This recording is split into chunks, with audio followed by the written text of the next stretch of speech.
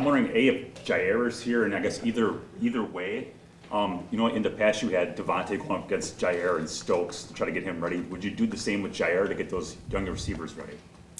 Yeah, if he was here, for sure, that's what we do. But he's not here. Okay. Are there any? What was I'm sorry. What was your question? What do you think of the Top Gun showing? You know, the guys went. I had some other things to get ready for the next day, so no, sorry. Are there any people here who weren't here last week in terms of that? I think we'll find out when we get out there. We had a team meeting. I don't think I saw. It's not like I'm taking attendance in there, but you're kind of just looking out into the crowd and seeing who's there. And our guys have done a really good job of letting us know when something comes up or they can't make it, or apparently it was pretty challenging to get into Green Bay last night. A lot of flights getting canceled all across the country. So we're missing a couple guys that we had anticipated being here, but as far as any new guys, I don't think so today. I think we'll see some new faces tomorrow. Matt, is this evolved? Not today. Matt, has this evolved over time since you've been in the league and even as an assistant, where voluntary, but we really want you there, to now where it does seem, casual is not the right word, but more, I guess, inclusive of your own mind and decision whether you choose to be there or not? Yeah, each guy has that right to make that choice. If you're asking me, I want everybody here.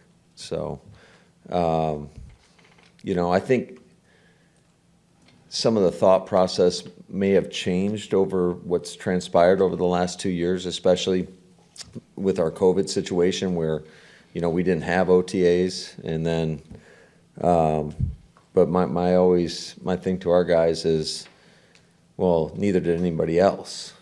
So everybody was playing, had the same circumstances that they were dealing with. So obviously now, with everybody being open, and you'd like to see as many guys as possible here. Go ahead. How have you adjusted maybe your coaching style and what you try to accomplish during this time? Because, Rob and I are old, it really was very rare that there would be guys that wouldn't be here, and the coaches would be ticked, even if it was voluntary for them not being here, because you installed your entire playbook, and then it was a reinstall once you got to training camp. So how have you adjusted for maybe not having the kind of attendance you would like? Well, I think it's just more the mindset that we're going to coach the guys that want to be here, and we're going to try to get those guys as good as possible, and hopefully that that they're in contention to make the roster when it comes down to it. Is Sammy missing much of anything without Aaron being here, or as a veteran guy, are you comfortable with him not being here as a new guy coming in? I'm not comfortable with anybody not being here. So I like them all here, but again, it's their choice. So next week is mandatory minicamp, so there's consequences obviously for not coming. What was the retention rate like, especially from the rookies last week, and how do you expect that to be this week? It'll be interesting this week because last week we only had one new install that they hadn't gotten during their rookie minicamp. So this week there's going to be 3 new installs for them. So it kind of compounds, and then you get to there's a lot that's thrown at these guys, and so that's why it's so important for those young guys to kind of stay ahead and stay up on everything we've done in the past. So you just keep kind of building on it, and I guess philosophically, our philosophy is to throw as much at these guys as possible, especially this time of year, and you kind of get a feel for what guys do well, and then you kind of build upon that during the season. But I don't like it when we get into the season and they're hearing things for the first time. I'd rather at least them have heard it and get some exposure to it before the season rolls around. How much of a feel can you get from some of these young guys, when you're doing even half speed 11 and 11s, kind of get that feel for how best they can be utilized when it really counts? Yeah, that's tough. That is tough when we're the majority of our 11-on-11 drills have been more jog-through tempo, although we're still learning what jog-through. Everybody has a different, I guess, view of that in their own mind. Some guys are going full speed, and I'm like, slow down.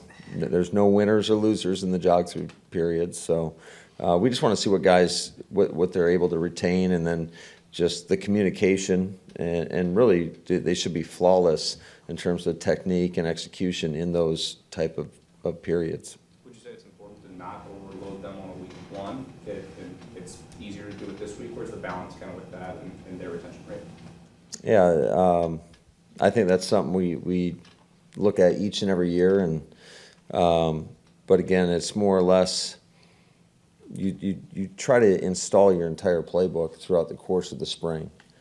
That way, when you get to training camp, again, you're going to revisit it and you're going to install it in a similar fashion, but at least they've heard it before. And I think really when, especially for any new guys or any young guys, when they're away from here for those 5 weeks after OTAs conclude, it's important that they stay in the book, and because you'll lose everything that you'd learn, and then you're starting from scratch. We're trying to lay a foundation for the future, for our season, and so the only way you can do that is you just can't neglect it when you're away from here. So what is that process like? So they're gonna go run plays in a half hour or whatever it is. When do they learn those?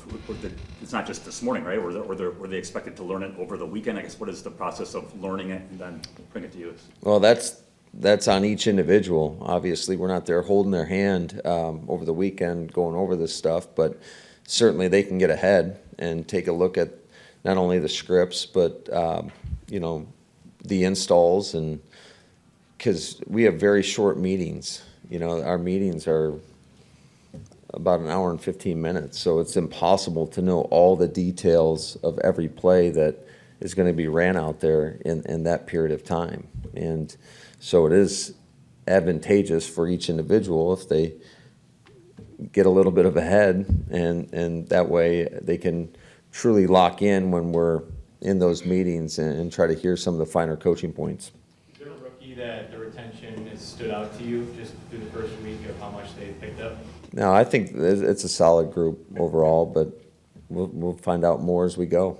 At what level can a young player at this time of year not necessarily win a job, but influence moving forward how much of an opportunity he's going to get going into training camp and things like that?